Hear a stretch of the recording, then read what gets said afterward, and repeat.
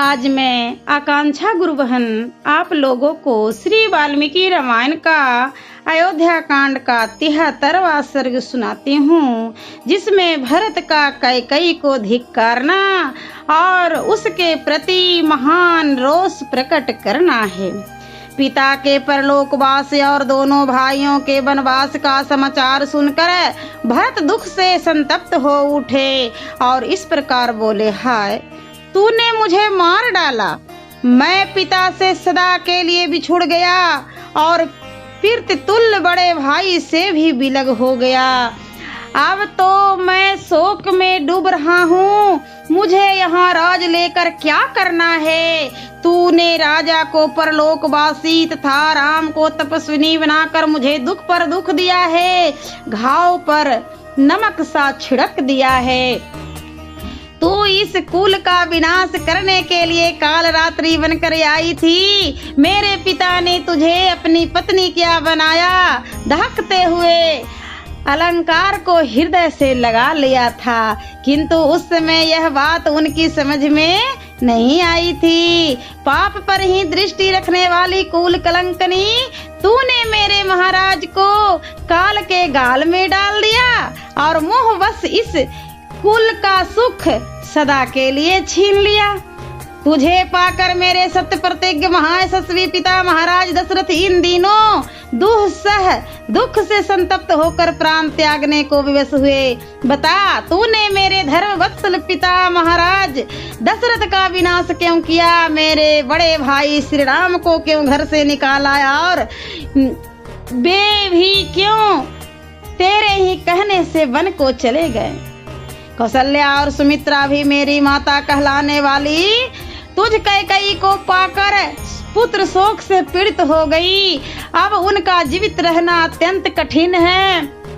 बड़े भैया श्री राम धर्मात्मा है, गुरुजनों के साथ कैसा बर्ताव करना चाहिए इसे वे अच्छी तरह जानते हैं, इसलिए उनका अपनी माता के प्रति जैसा बर्ताव था वैसा ही उत्तम व्यवहार वे तेरे साथ भी करते थे।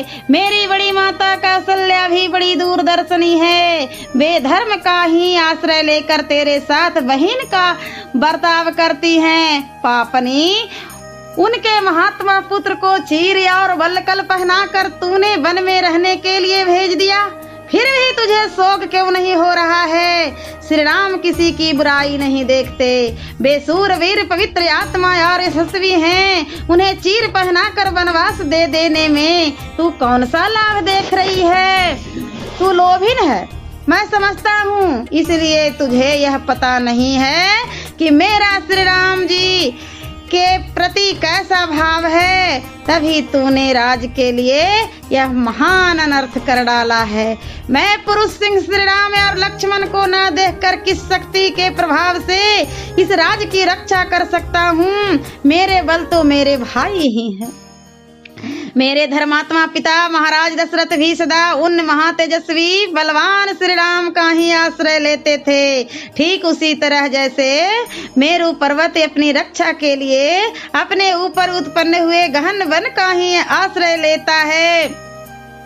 यह राज का भार जिसे किसे महाधुरंधर ने धारण किया था, मैं कैसे किस बल से धारण कर सकता हूँ। जैसे कोई छोटा सा बछड़ा बड़े बड़े बैलों द्वारा ढोए जाने योग महान भार को नहीं खींच सकता, उसी प्रकार यह राज का महान भार मेरे लिए असह्य है। अथवा नाना प्रकार के उपायों तथा बल बुद्धि से मुझ में राज के भरण पोषण की शक्ति हो तो भी केवल अपने बेटे के लिए राज चाहने वाली तुझ कैकेयी की मन कामना पूरी नहीं होने दूंगा। यदि श्री राम तुझे सदा अपनी माता के समान नहीं देखते होते तो तेरी जैसी पाप पूर्ण विचार वाली माता का त्याग करने में मुझे तनिक भी हिचक नहीं होती।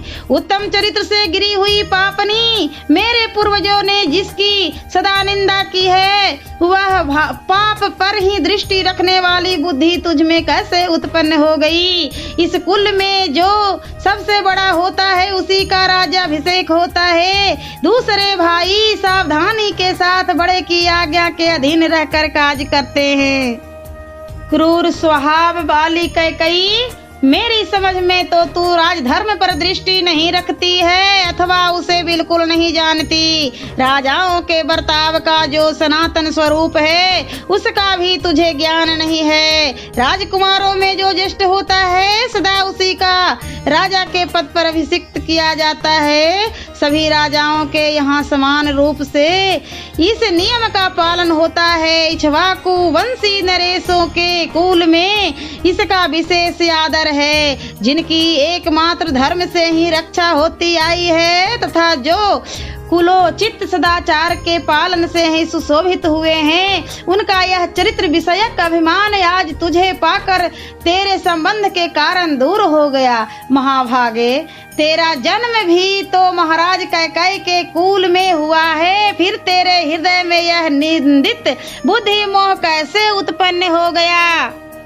हरि, तेरा विचार बड़ा ही पाप पूर्ण है। मैं तेरी इच्छा कदापि नहीं पूर्ण करूंगा। तूने मेरे लिए उस विपत्ति की नींव डाल दी है जो मेरे प्राण तक ले सकती है। यह ले, मैं अभी तेरा अभिप्रिय करने के लिए तुल गया हूँ। मैं वन से निष्पाप भ्राता श्री राम को जो स्वजनों के प्रिय हैं लौटा लाऊंगा। श्री राम को लौटा लाकर उदीप्त तेज वाले उन्हीं महापुरुष का दास बनकर स्वस्थ चित्त से जीवन व्यतीत करूंगा। ऐसा कहकर महात्मा भरत शोक से पीड़ित हो पुनः जली कटी बातों से कैकेयी को व्यथित करते हुए उसे जोर जोर से फटकारने लगे, मानो मंदराचल की गुहा में बैठा हुआ सिंह गरज रहा हो। सियावरे रामचंद्र की जय।